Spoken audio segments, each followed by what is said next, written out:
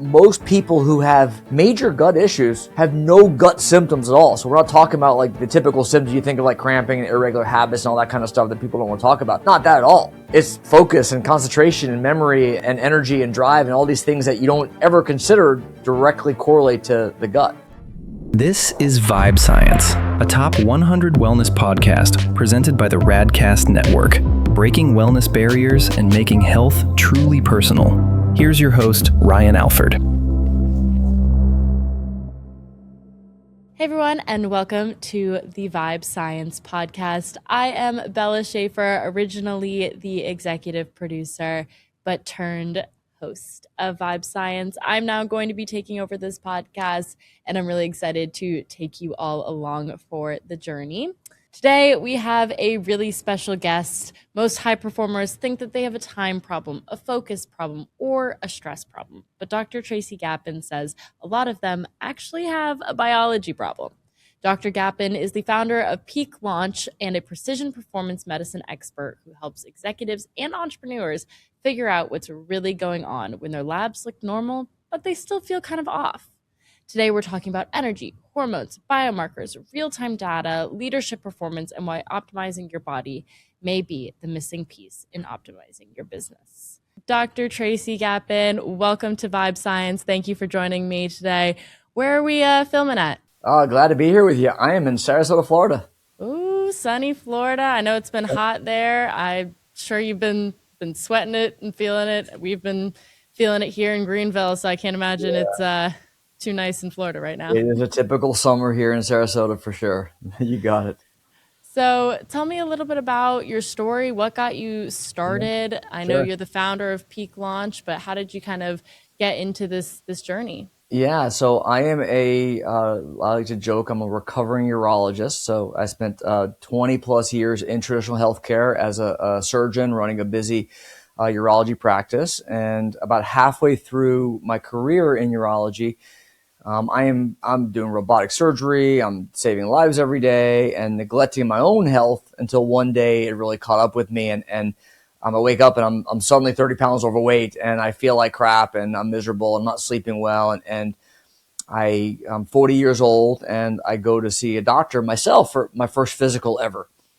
Wow. And he ran, doctors are terrible patients, right? And Yeah. It also speaks to the fact that most of us, we don't go to a doctor unless we're really sick, right? That's the problem, is that we wait until it's often too late, until there's already a real issue.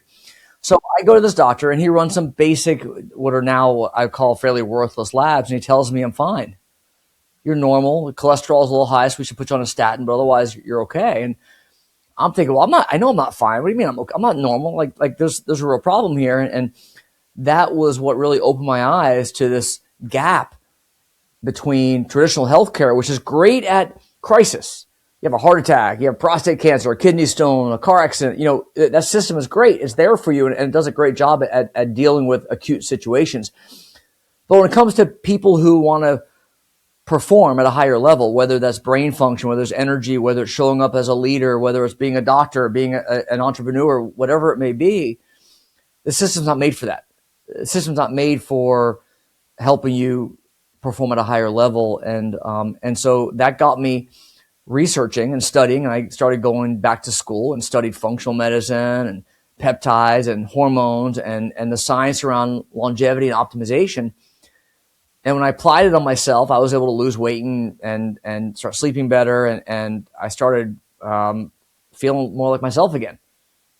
And I was like, holy cow, I had no idea this whole other world is out there, that our healthcare system, I'm a doctor in this system. And I couldn't even see it. If I hadn't gone through it, I wouldn't have even known that it was so broken. And so that is really what propelled me to where I am now, where here I am, 14 years later, I've launched Peak Launch, which is I call it the operating system for precision performance medicine. And we help other leaders go through the transformation that I experienced.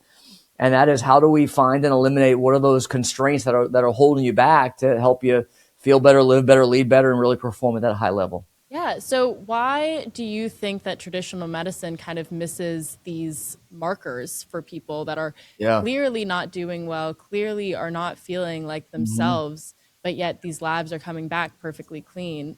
What do you think that kind of disconnect is? It starts in medical school. So we are trained in medical school. We're trained to look at labs and look at tests and physical exams and make a diagnosis, right? It's all about what's the diagnosis and then how do we treat that diagnosis? How do we treat that problem, right? It's always symptom, solution, diagnosis, drug, if you will.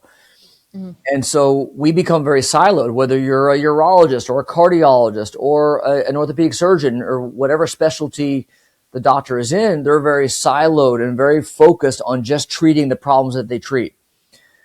And no one's focused on energy and improving sleep quality and lean muscle mass and burning visceral fat and improving cognitive function, all these things that we really care about day to day.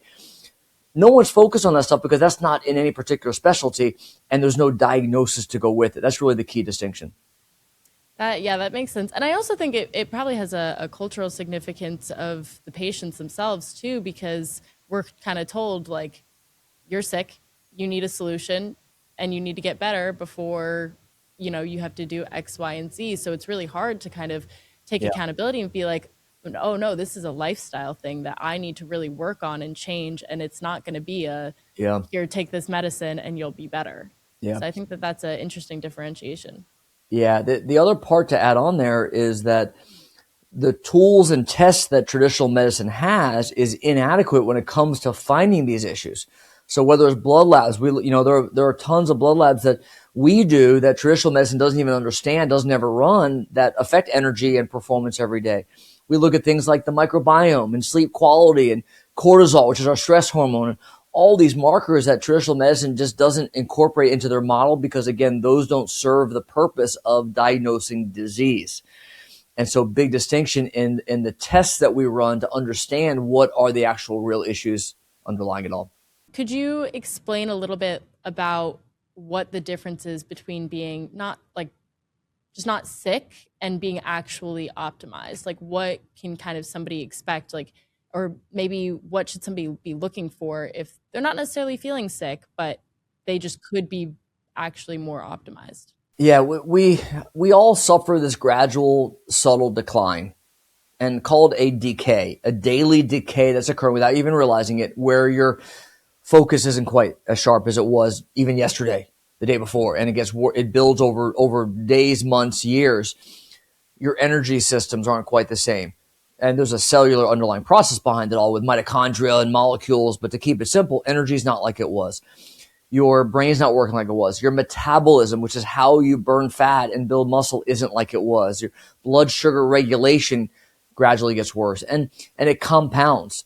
I'll give you a great example. When you get one poor night of sleep, it could be self-inflicted because you went out late and stayed up and you had alcohol or you were scrolling on social media till 1 a.m, or, self-inflicted, or you went to bed at the right time, but your body has excess cortisol or other issues, inflammation that can affect sleep, and you wake up in the middle of the night without meaning to.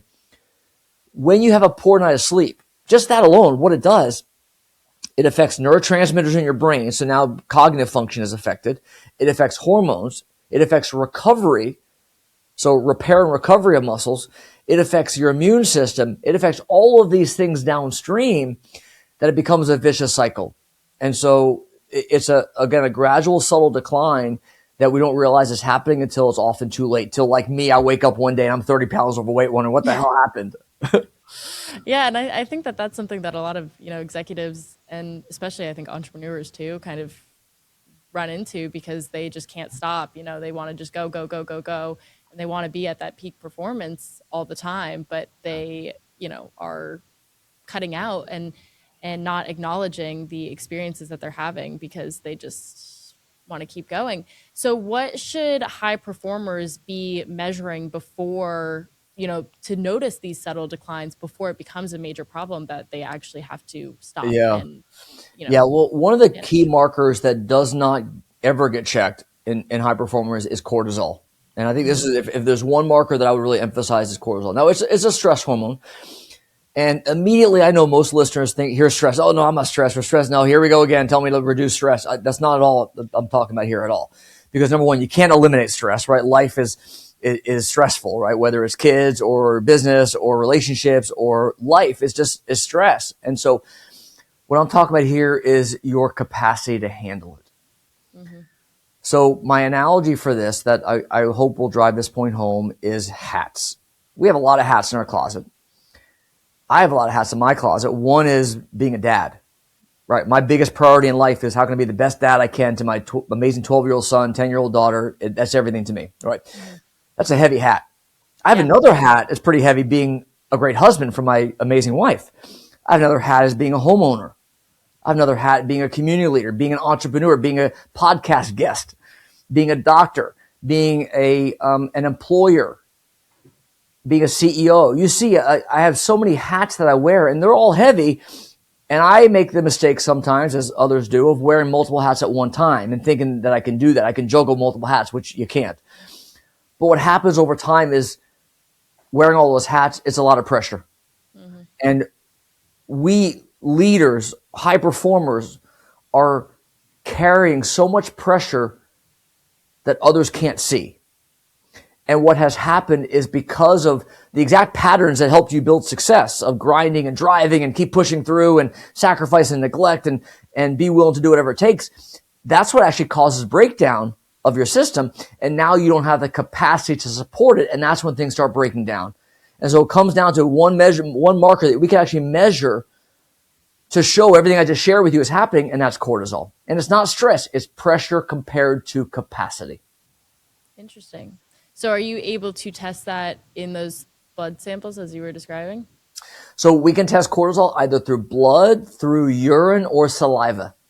Oh, awesome. Yeah. Easy. And the key As is someone who hates getting their blood drawn, I appreciate that. Yeah. And what's important is to measure it at several times throughout the day, because what we'll find is that there's a pattern. And that pattern should be higher in the morning when you wake up, because it's your body waking up. And then it should gradually decline to where it's very low before you go to bed. And that's when your body's trying to rest, repair, recover. But so often I find that people are sky high all day long, especially at night. And that's when you struggle. That's when you wake up at 2, 3 in the morning and your brain is going crazy and you're thinking about what happened yesterday, what I got to do tomorrow, and all these things. You can't turn it off and you can't fall back asleep again. That's all cortisol. So if somebody is struggling, with cortisol issues, what's kind of the steps to fix that? Yeah. So, I mean, there are basic things like, meditation, mindfulness, breath work, sauna, relaxation techniques, nature, outdoors, gratitude, all that kind of stuff, which is important. Yes. It's also important that we identify what's the driver of that high cortisol. So what I mean by that is sometimes it's actually things like your gut, like your microbiome. So the gut is incredibly important that we don't realize controls our whole body. Everything in your body is in some way directed by the bugs in your gut. And so sometimes it's a matter of until you fix the microbiome, the gut, then you're not going to fix cortisol. And so it's understanding what's the underlying biology that's driving it. That's really key. It may be gut, it may be blood sugar, maybe you're eating the wrong foods. It may be alcohol. It may be hormones are off. It may be toxins in your environment, food sensitivities. It may be black mold in your house. It's a matter of finding what are those triggers, and that's how you can start to really address it. I'm so glad that you brought up the gut microbiome, because that is something that I will die on that hill. And, with the mass amounts of overproduced food and fast food and all of that in our society, I see how much it's impacting people. And I'm somebody who really strives to kind of eat more whole foods, or at least just not eat as much processed food. But it's one, very hard. And two, I've seen people who don't take that approach and how much they struggle mentally and physically, and how much it impacts their body because of their gut microbiome. Exactly right. Yeah, it is incredibly powerful. And what's important to point out with that is that most people who have major gut issues have no gut symptoms at all. So we're not talking about like the typical symptoms you think of, like cramping and irregular habits and all that kind of stuff that people don't want to talk about. Not that at all. It's focus and concentration and memory and energy and drive and all these things that you don't ever consider directly correlate to the gut. Could you walk the audience through kind of what a typical experience working with Peak Launch would kind of look like from start, how they could get involved, and maybe what it looks like from their end and what kind of commitment it would be? Sure, yeah. So I found that the leaders who find success follow the same consistent 3-step process that works. It's test, design, and track. And test is where we start by finding what are those hidden constraints, what's holding you back. For everyone, it's different, right? We've talked about a lot of different things that it could be, and it's a matter of finding what are the ones holding you back. I've had guys where they're eating the wrong foods, or they didn't even realize their sleep is bad. Sleep quality is bad. Maybe it's sleep apnea, or maybe it's the foods they're eating, or who knows what may be affecting their sleep, micronutrients. It may be hormones. It may be a lot of different things. And so the testing is all about finding what are the blind spots that are getting in the way, holding you back.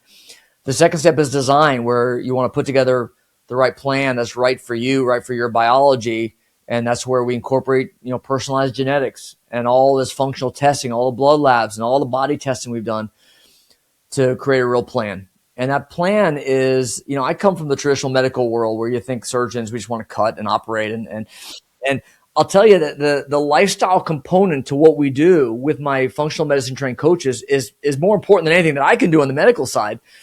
So my coaches work on cleaning up the gut, on getting you eating the right foods, getting you understanding what your body responds best to. How do you recover better? How do you improve your sleep quality? What supplements do you need to improve detoxification, clearing toxins from your body?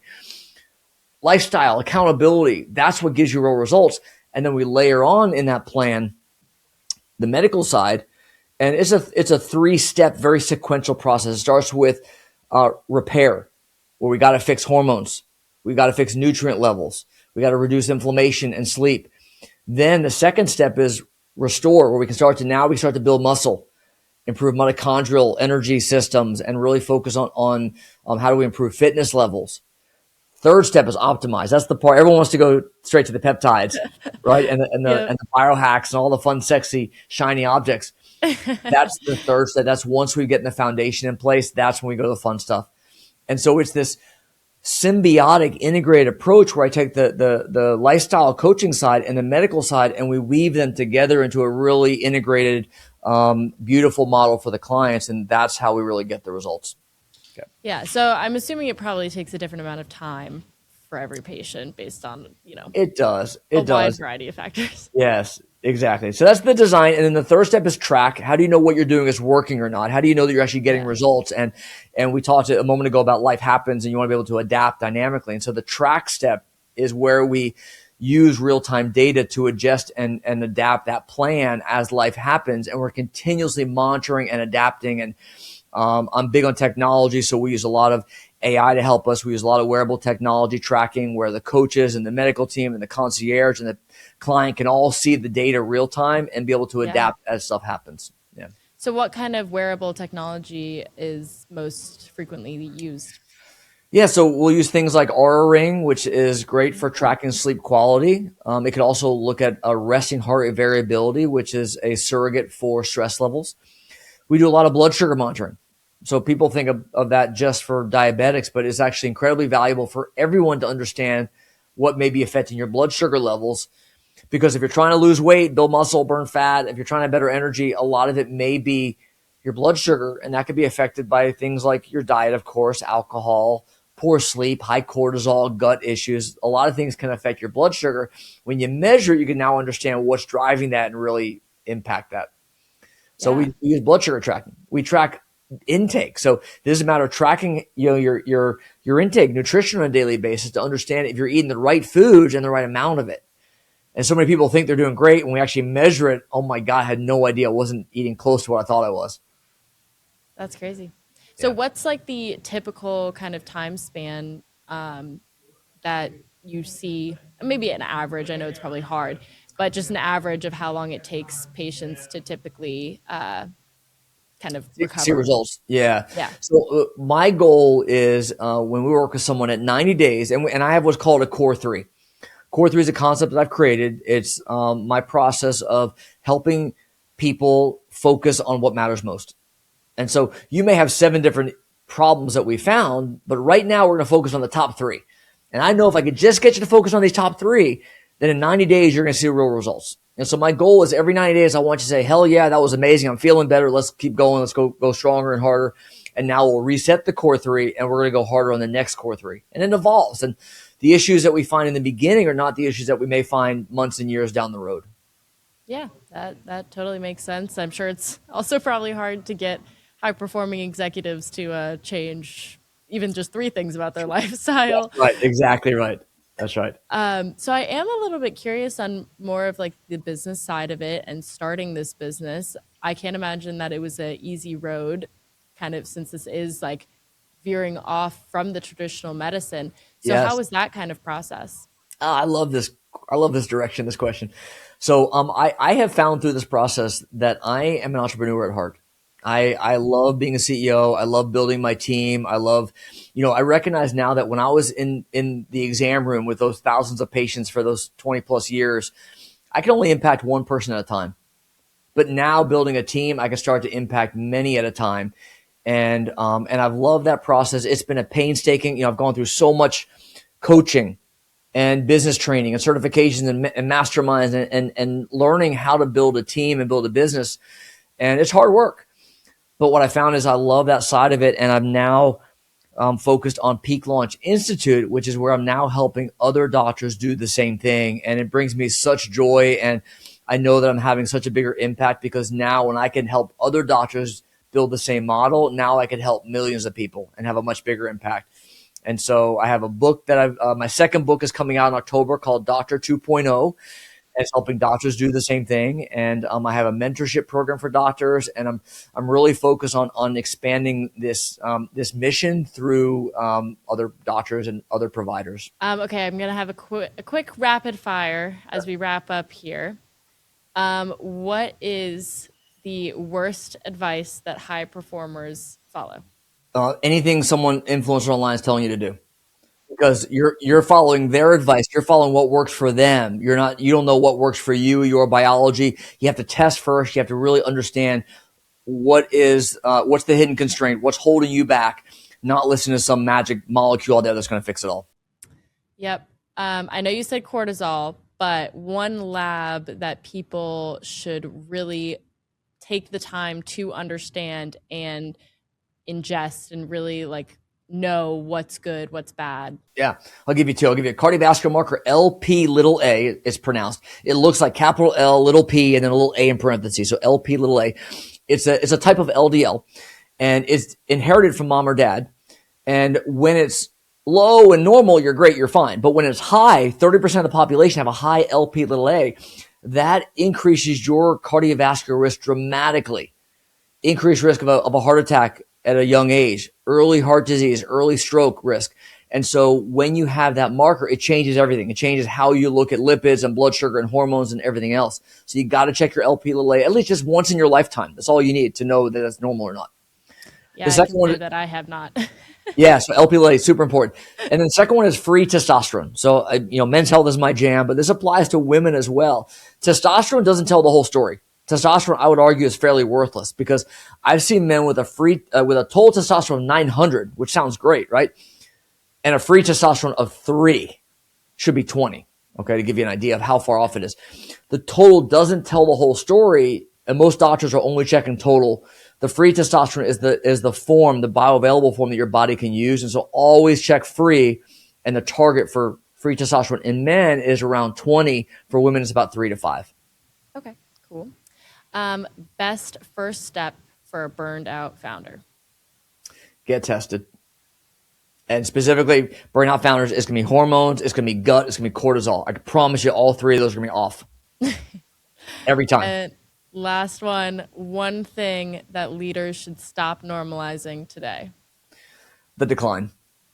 The decline, a lot of people think it's just aging. It's just, it's the price of success. It's just, I'm 50 now. Of course I'm supposed to lose a step. Bullshit. That's not true.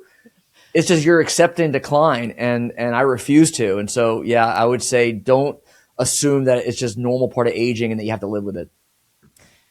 Dr. Tracy Gapin, could you share some links where people can keep up with you? I know you said you have a second book coming out, maybe the links for the first book and the release date for the second book. For sure. Yeah. So our website is peaklaunch.com. Have a gift for everyone. If you go to peaklaunch.com/guide, that's GUIDE. I have a high performance health handbook. It's a great download. It's 15 strategies and tactics you can quickly use today to have better energy, focus, drive, performance. And so that's a gift. Again, just go to peaklaunch.com/guide. Any doctors listening, peaklaunchinstitute.com is where you can find a link to jump on a call with me to learn more about how I can help you build your practice and your business. And on peaklaunch.com, there's a great way that people can hear more about me and my content and jump on a call with my team there as well. Guys, listen, if you are a high performer executive, this is things that you need to take seriously if you want to be performing at the optimized level that you should be. Your brain, your body, and your gut will thank you. Dr. Tracy Gapin, I want to thank you so much for joining Vibe Science today. It has been a pleasure. And guys, you know where to find us, vibescience.com. Listen on Apple, Spotify, or go watch us on YouTube. And we look forward to seeing you next week. Content discussed on this show is provided for reference and educational purposes. The content is not an attempt to practice medicine or provide specific medical advice. Always consult your personal physician for medical advice and proper diagnosis. Thanks for listening. This is Vibe Science. To learn more or watch full episodes, visit vibesciencepodcast.com. Here's to discovering your highest vibe.